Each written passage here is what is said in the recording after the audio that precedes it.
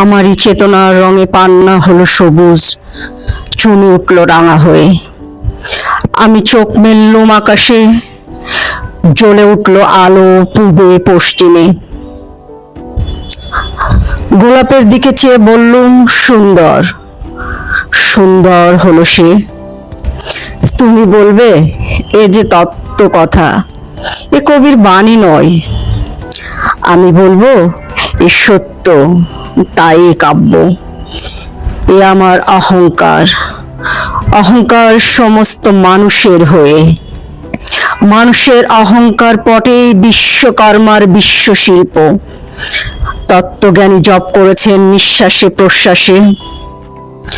না না না, না পান্না, না চুনি, না আলো, না গোলাপ, না আমি, না তুমি। ওদিকে অসীম যিনি, তিনি স্বয়ং করেছেন সাধনা।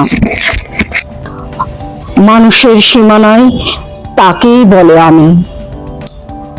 সেই আমির গহনে আলোর আধারে ঘটল সঙ্গম, দেখা দিল রূপ, জেগে উঠল রস।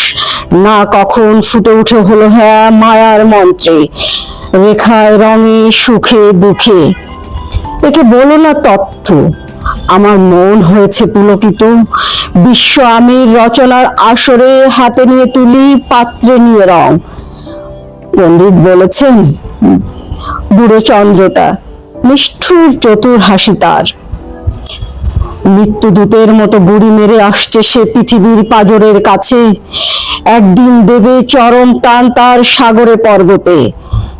মর্তলোকে মহাকালের নতুন খাতায় পাতা জুড়ে নামবে একটা শূন্য। গিলে ফেলবে দিন রাতের জমা খরচ, মানুষের কীর্তি হারাবে অমরতার ভান। তার ইতিহাস লেপে দেবে অনন্ত রাত্রির কালি। মানুষের যাবার দিনের চোখ বিশ্ব থেকে নিকিয়ে নেবে রং। মানুষের যাবার দিনের মন ছিনিয়ে নেবে রস। শক্তির কম্পন চলবে আকাশে আকাশে।